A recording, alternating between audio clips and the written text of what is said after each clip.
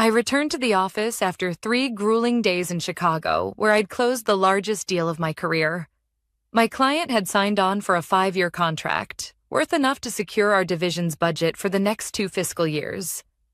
The flight home had been sleepless, but I walked into the building lighter than I'd felt in months.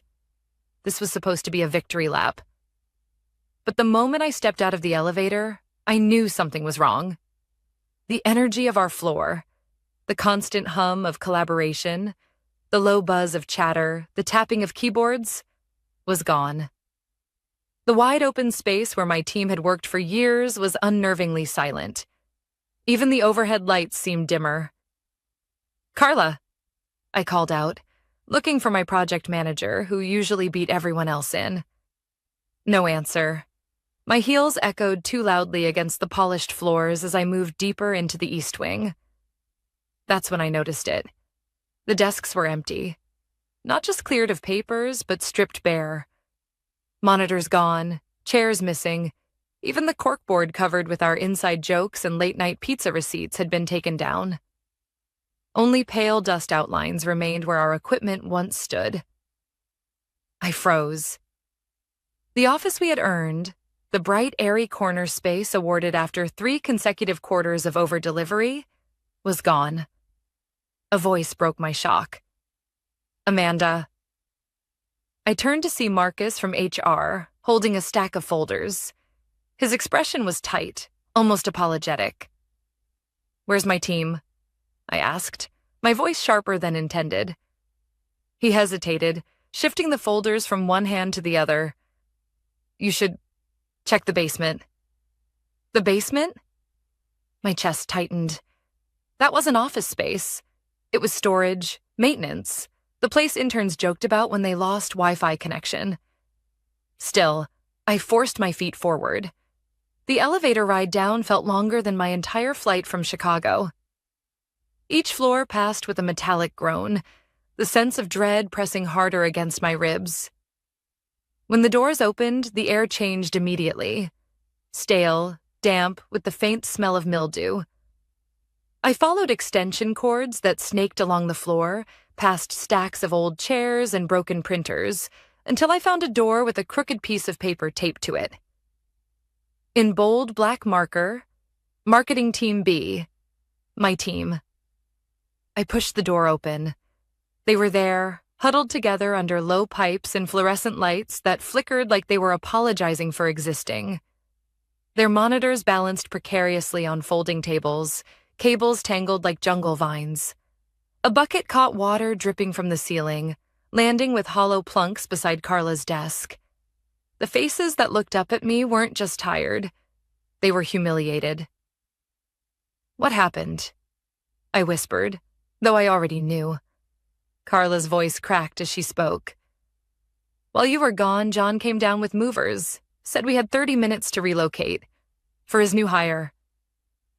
A bitter laugh slipped from Eric, our copywriter. "The golden boy. Some kid fresh out of a boutique agency. Apparently he's going to revolutionize the department." My jaw clenched. John, our new department head. Barely 6 months in, desperate to impress the executives.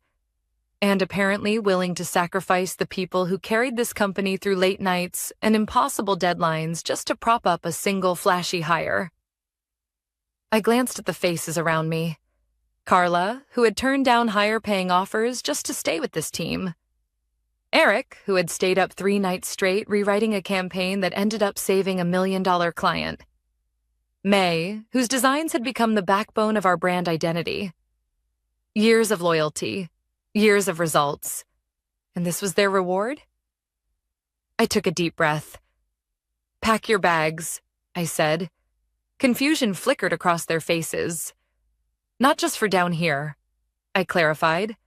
"For good. Quietly, without raising suspicion. Gather your work, your files, anything you want to keep. And don't mention this conversation to anyone else." Silence filled the basement.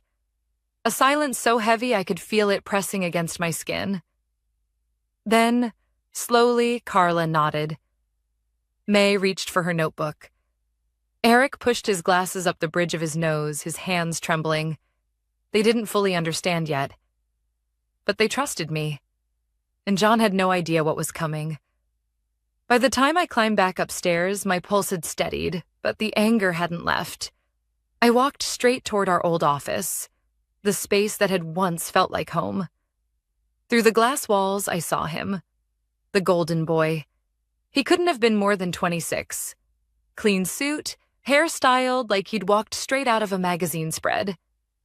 He was arranging framed certificates across the desk that had been mine, setting them down with a careful pride. His laptop gleamed, brand new. His chair, the one I'd personally picked for ergonomic support during our late nights, now rolled under his hand. And standing beside him was John, our department head. "Ah, Amanda," he said when he noticed me. His voice carried too much brightness, the kind used to mask guilt.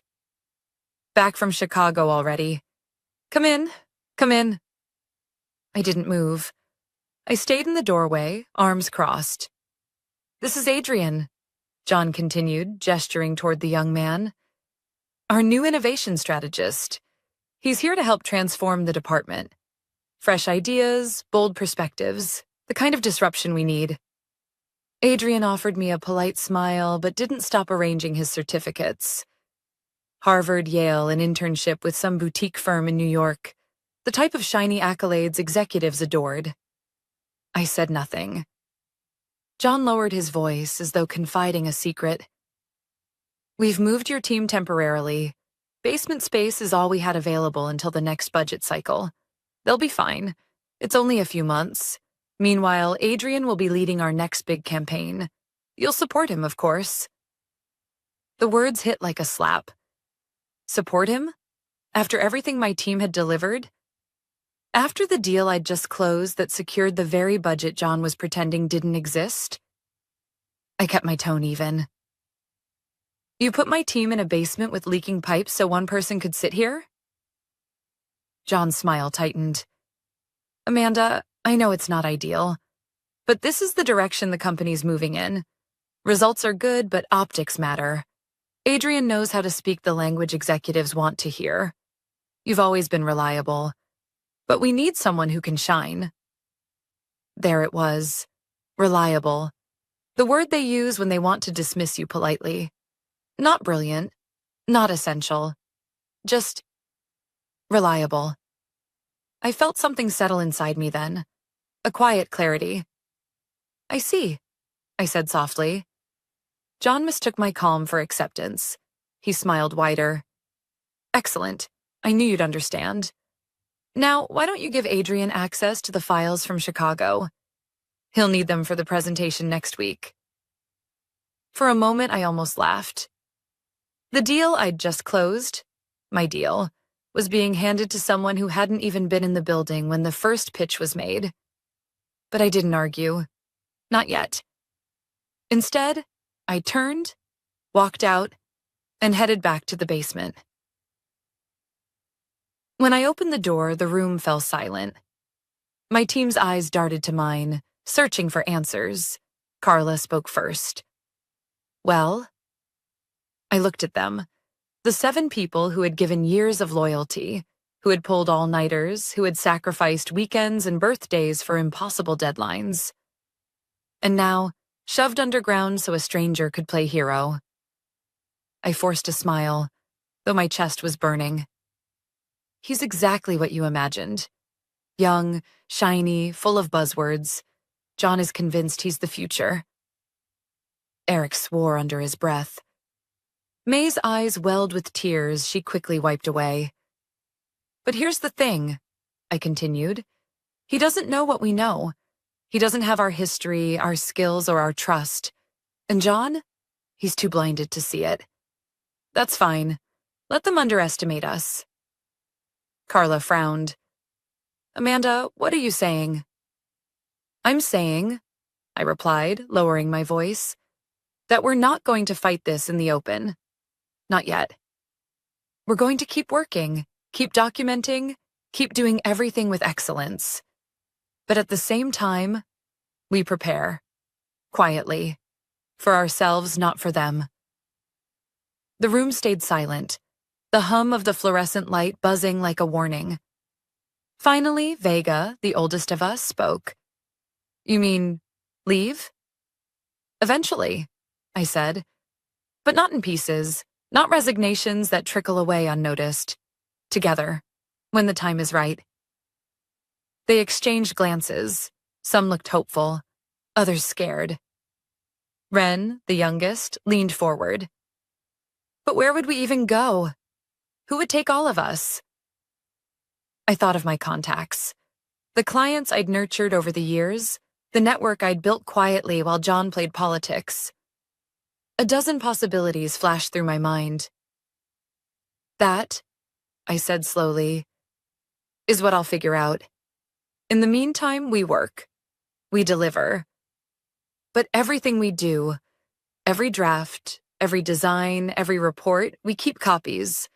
Our work belongs to us, not to someone who sees us as furniture to be shuffled around."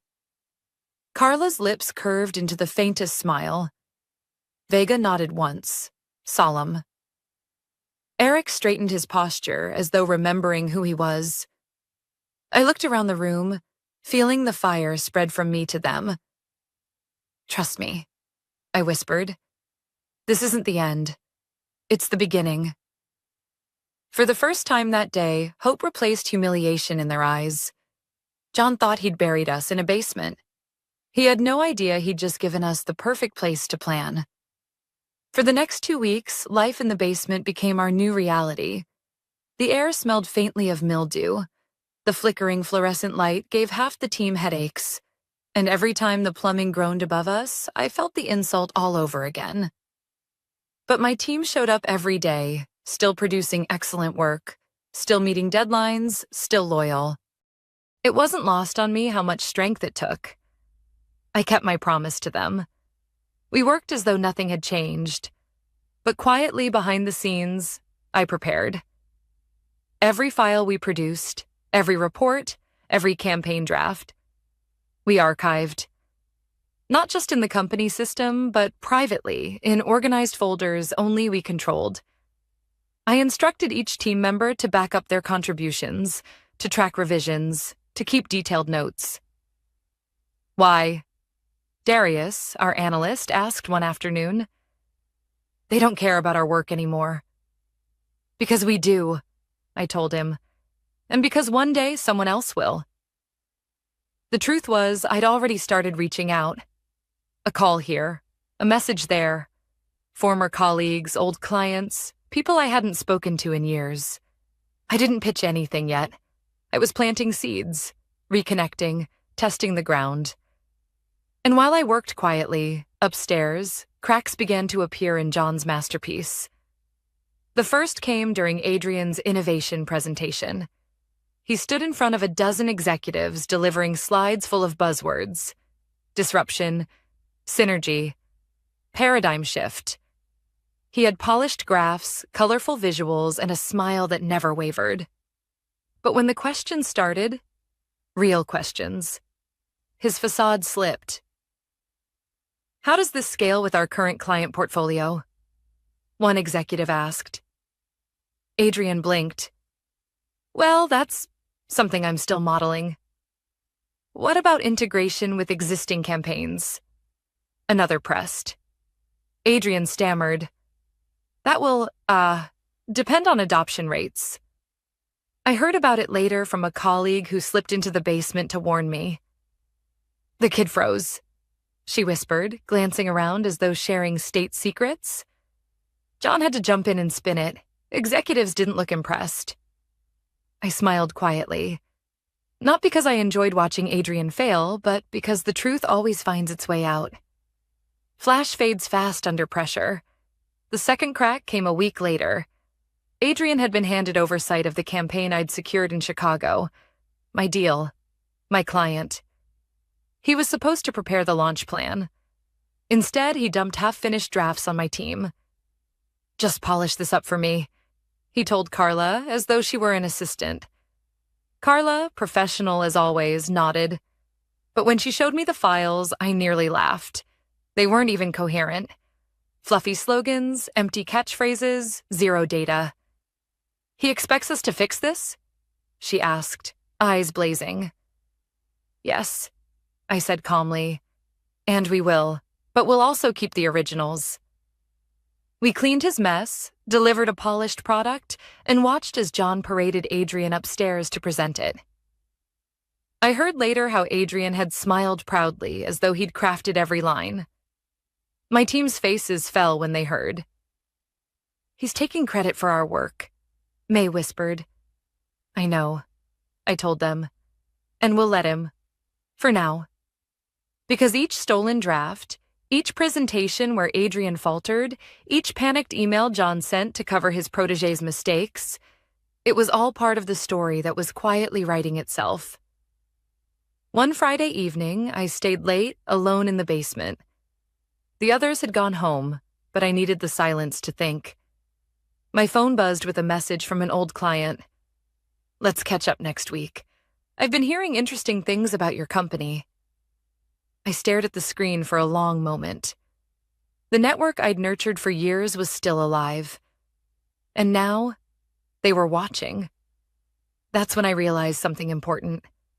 John thought burying us in the basement made us invisible, but it had done the opposite. Executives were starting to ask questions. Clients were curious. And every day, Adrian revealed how little substance he had. The humiliation was real, but so was the opportunity. I closed my laptop, the sound echoing in the concrete room, and whispered into the empty air. Not much longer. The next Monday, John himself came down to the basement. He never set foot there unless he had to. He leaned against a folding table, his smile stretched too thin. "Good news," he announced. "We're considering moving you back upstairs. Not to your old space, of course. That's occupied. But the East Wing is being renovated. Might be ready by next quarter." My team exchanged glances. Hope flickered in Ren's eyes. Even Eric sat a little taller. I forced myself to smile. "That's very generous of you, John." He relaxed, mistaking my words for gratitude. But inside, I was already thinking ahead. Because I knew something my team didn't. This wasn't generosity. It was desperation. The executives had started to doubt him, and he needed us visible again to cover Adrian's failures. It was too late. My team thought they were waiting for redemption. I knew we were preparing for escape. And John? He had no idea the ground beneath him was already starting to crack. By the time February rolled around, the cracks in John's Golden Boy experiment were becoming impossible to ignore. Adrian had charm, yes, and he could talk circles around buzzwords. But the moment anyone pressed for detail, he floundered. The executives were starting to notice. My team heard it in whispers from colleagues. Does he actually know what he's doing? But John still clung to him like a lifeline. Down in the basement, we carried on, day after day. The dripping pipes, the buzzing lights, the smell of damp cardboard. Those things became part of our routine. What mattered wasn't the conditions. It was the quiet shift happening within my team. They weren't beaten down anymore. They were waiting. Each day, I gave them quiet tasks, archive projects, update documentation, polish transition guides. It looked like we were simply doing due diligence. In reality, we were preparing to walk out with everything organized, ready to hit the ground running somewhere else. One Wednesday, Ren cornered me as we were leaving. "Amanda, I don't get it. Why help them like this? They shoved us down here and we're making transition guides for them?" I put a hand on her shoulder. Because everything we do with integrity. We don't let them decide who we are. And because when the time comes, those guides will prove just how much they relied on us. She didn't look entirely convinced, but she nodded. That same week, I had coffee with an old colleague, Martin, who now worked at a mid-sized firm downtown. I hadn't told my team yet. I wanted to test the waters first. "You still have that crew of miracle workers?" Martin asked, stirring his espresso. I do, I said carefully, though we're not exactly being treated like miracle workers these days. Martin leaned in, lowering his voice. Funny you mention that. We're expanding. Big accounts coming in, more than our current staff can handle. We need people who can deliver under pressure. People who don't crack when things get ugly. Sound like anyone you know? I smiled. I can't promise anything yet, I said. But if things don't improve where we are, I might be open to conversations. Martin didn't press, but when I left the cafe, I felt the first flicker of something I hadn't felt in weeks. Freedom. Meanwhile, upstairs, Adrian's failures were becoming John's problem. At a Friday all-hands meeting, Adrian presented his latest strategic overhaul. He clicked through slides of sweeping changes, abandoning traditional client channels, doubling its spend on untested platforms, rebranding campaigns that were already successful. The room was silent when he finished. Finally, one executive asked, "And what's the projected ROI on these changes?" Adrian opened his mouth, then closed it. His eyes darted to John. John jumped in, talking fast, throwing percentages that didn't add up. I caught the looks exchanged between executives, calculating, skeptical. Later that day, John stormed into the basement, his tie askew.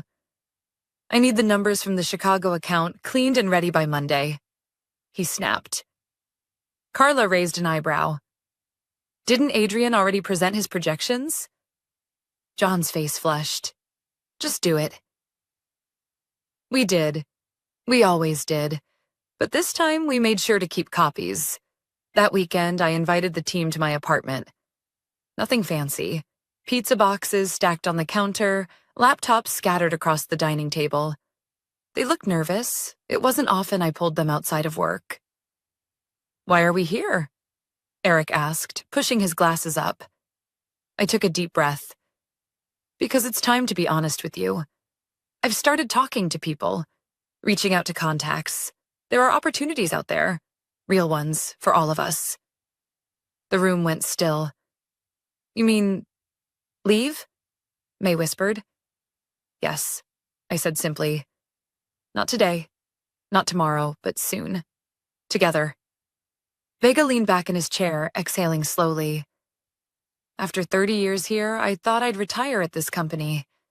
But sitting in that basement, it's clear they don't value us. If you're saying we can walk out of there and land somewhere that does, I'm in."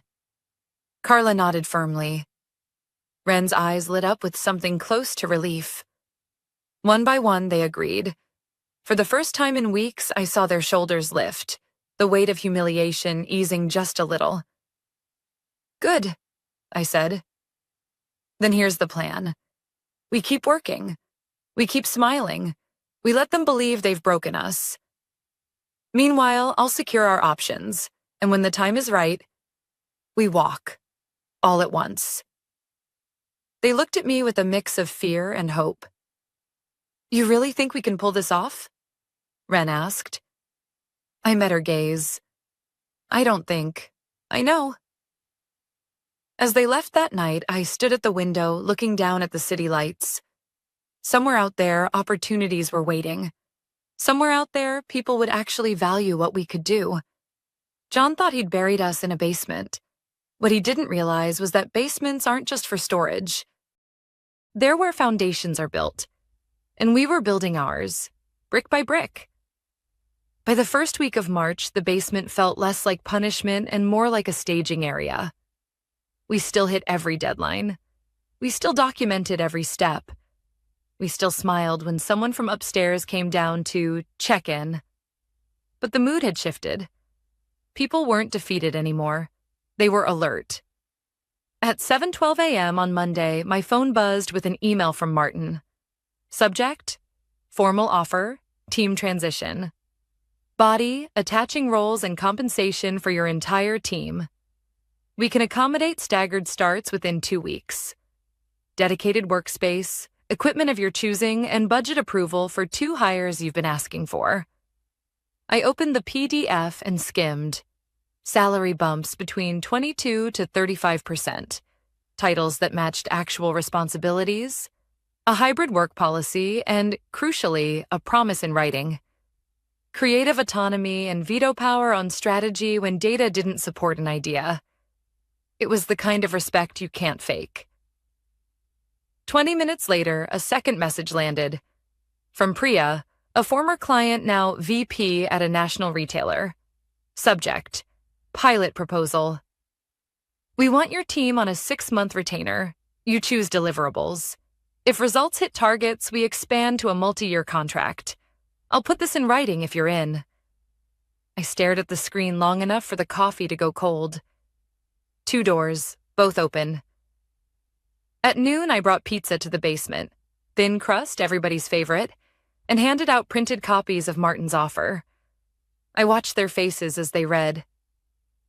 Eric exhaled first, long and shaky. This is real. May pressed a hand to her mouth. Ren blinked fast, like she was trying not to cry. Vega read every word twice, then laid the pages down like a ceremony. Before anyone says yes, I said, we still finish what we started here. We do a clean handoff. No loose ends, no burn bridges. But you should also see this. I held up Priya's email on my phone. An optional retainer. If we take it, we walk in with revenue. Carla nodded slowly. That gives us leverage. Exactly, I said. And protection. We're not running. We're transitioning. On our terms. The door swung open before anyone could reply. John walked in with Marcus from HR on his heel. John's smile stretched too wide. Team meeting, he announced. Good news. He set a thin folder on our folding table like it was a trophy. The East Wing renovation is approved. We'll have space for you. Temporarily at first. Also, effective immediately, I can offer a 15% raise across your team. In return, I need you all aligned behind Adrian's strategy. The company needs unified messaging. Carla's expression didn't move. Vega's jaw did. I kept my voice even. Is the raise in writing? Marcus cleared his throat. We can get letters out by end of week. And the space? I asked. Is it ours, or are we bridging for someone else? John's smile twitched. You'll be upstairs. Optics matter. We need you visible. There it was again. Optics. Not value. Not trust. Optics. We'll review, I said. We'll let you know by tomorrow. John looked surprised I hadn't thanked him. Great, he said too brightly. Let's move forward together. When they left, the door closed on a silence so thick I could taste the metal in it. Ren was the first to speak. 15%? That would have been amazing 3 months ago. It's bait now, Vega muttered. It's data, I said. It tells us they're worried. I didn't say what I was thinking. You don't offer money and a move upstairs unless someone above you is asking hard questions. That night, at 8:43 p.m., I got the proof. An email from the CEO's assistant. Elena would like to meet with you tomorrow at 9:30 a.m. No subject line fluff. No explanation. Just a time. I didn't sleep much. I printed what I needed. A 5-year productivity snapshot with our team's deliverables. A resource allocation timeline showing the day we were moved to the basement. A clean, side-by-side comparison of Adrian's proposals and the actual data behind them. And a neutral, factual transition plan. 2 weeks, complete documentation, available for Q&A integrity in black and white. At 9:27 a.m., I was outside Elena's office. Glass walls, city view, minimalist desk, nothing to hide behind. She stood when I walked in. Amanda, sit. Her tone was level, but her eyes were measuring. I set my folder on the desk and waited. I've heard a dozen different versions of the same rumor, she said. Your team plans to resign together. Is that true? I haven't submitted anything, I said. but I've made sure we're employable. If we leave, we will do it cleanly." She didn't flinch. "Why now?" "The basement? I know it was unacceptable. I signed off on the move because I was told it was temporary and necessary." I slid the first packet across the desk. "This is 5 years of deliverables. Ours, by name. 72% of the department's shipped campaigns, 90% on time, 95% within budget. This," I added, tapping the next sheet, "is the date we were moved to the basement and the subsequent drop in cross-team response times and QA pass rates." Elena scanned. Quiet. I kept going. "This is a neutral review of the Chicago account Adrian is leading. You'll see inconsistencies between his projected ROI and the assumptions he used. Not malicious, just ungrounded." She turned to the last section. "And this?" "A transition plan," I said. "If we leave, we'll leave well. 2 weeks, full documentation, 8 hours of scheduled knowledge transfer per functional area. I won't let my team walk out and burn the place down." Elena set the papers down and looked at me for a long beat. "Do you want to stay?" I didn't answer right away. "I want my team respected," I said finally. "I want decisions to be driven by data, not optics. And I want authority to say no when a plan doesn't hold water." "And John?" she asked. "That's your call," I said. "But my team won't report to someone who put us in a basement to make room for a resume." She smiled, but it wasn't a happy smile. "I appreciate your clarity." She slid a blank notepad toward me. "If I asked you to write the structure you'd say yes to, what would it look like?" I wrote 3 lines. "Direct reporting to the VP or CEO for 12 months to rebuild trust. Autonomy with accountability. Quarterly targets. Veto power against non-data-backed changes. Facilities resources, suitable workspace, equipment parity, and hiring approval for 2 additions." I pushed the notepad back. "If you can't do that, I understand. We have options."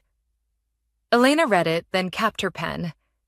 "Give me until tomorrow." When I stepped into the hallway, my phone buzzed again. This time from an unknown number. I answered. "Is this Amanda?" a man asked.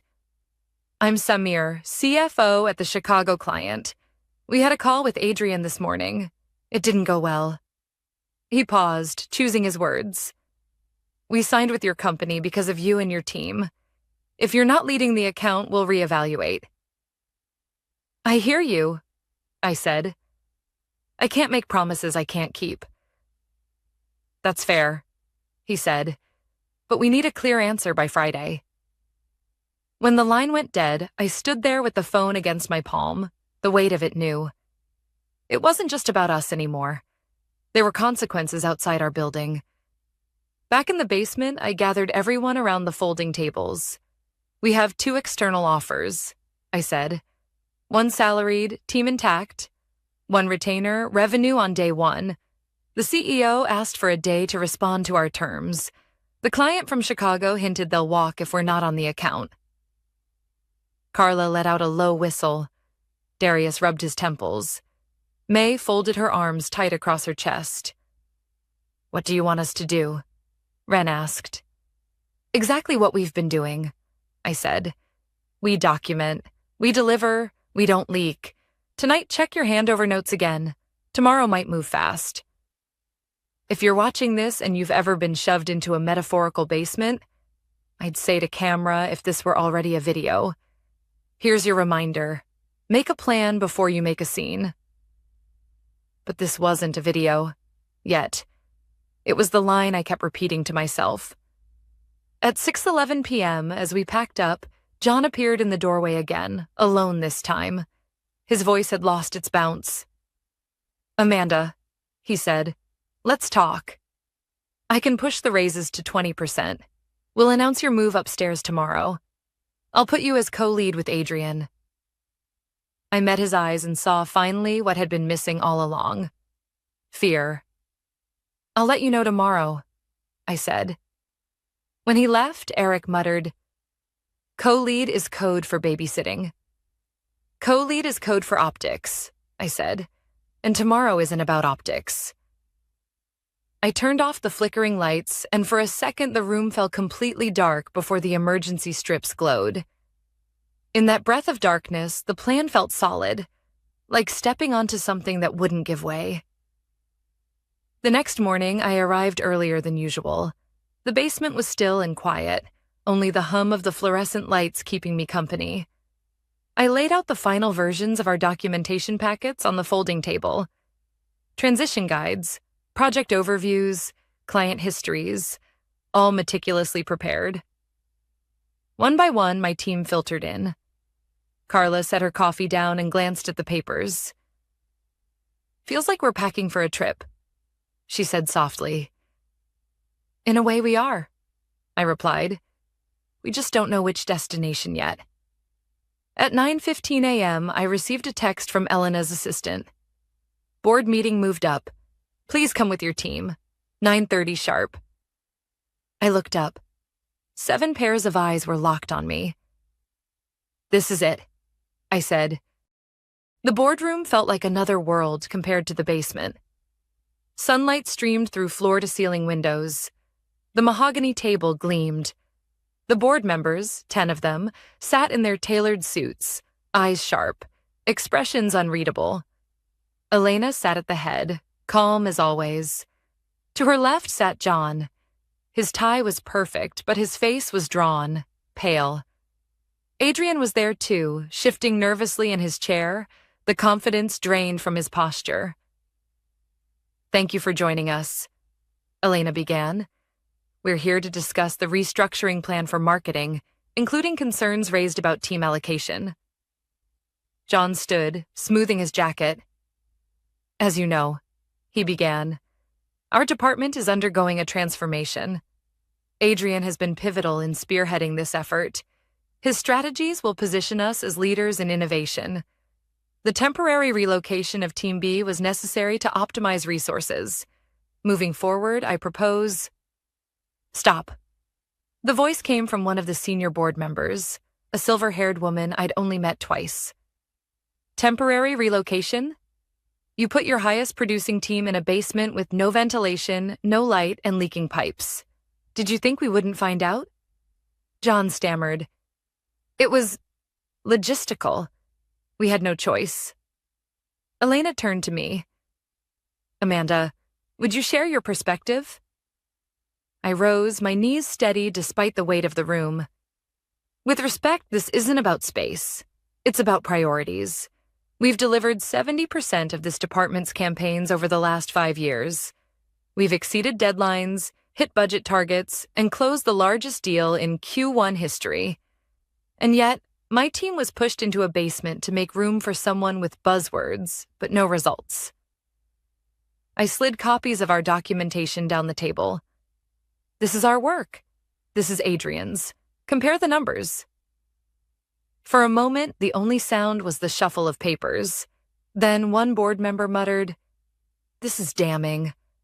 Another added, "The client feedback is clear. They trust Amanda's team, not Adrian." I kept my voice level. We aren't here to argue for scraps of recognition. We came prepared to leave. We have offers. Good ones. But Elena asked for a chance to respond. So here we are. Elena nodded, then addressed the board. You've seen the data. You've seen the results. My proposal is simple. Amanda's team reports directly to me. They receive the resources and authority they've earned. John remains in a reduced oversight role for administrative purposes. Adrian will be reassigned pending performance review. John's face drained of color. Adrian stared at the table. One board member leaned back, steepling his fingers. Amanda, is this acceptable to you?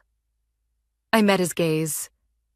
It's acceptable only if my team agrees. I turned to them. Carla, steady as ever, gave a sharp nod. May's lips curved in a small smile. Vega muttered, "About time." The others followed. I faced the board again. Then yes. When the meeting ended, John tried to corner me in the hallway. "You set me up," he hissed. "You wanted this from the start." I held his gaze. "Number you set yourself up when you put us in that basement. I just made sure the right people saw it." His mouth opened, then closed. For the first time since he arrived, he had nothing to say. Back in the basement, I told my team. The cheer that went up echoed off the concrete walls, a sound halfway between laughter and relief. Ren actually cried. Eric fist-bumped Vega, who looked as though a weight he'd carried for decades had finally been lifted. "We're not done," I reminded them, smiling despite myself. "We've still got to move back upstairs, this time for good."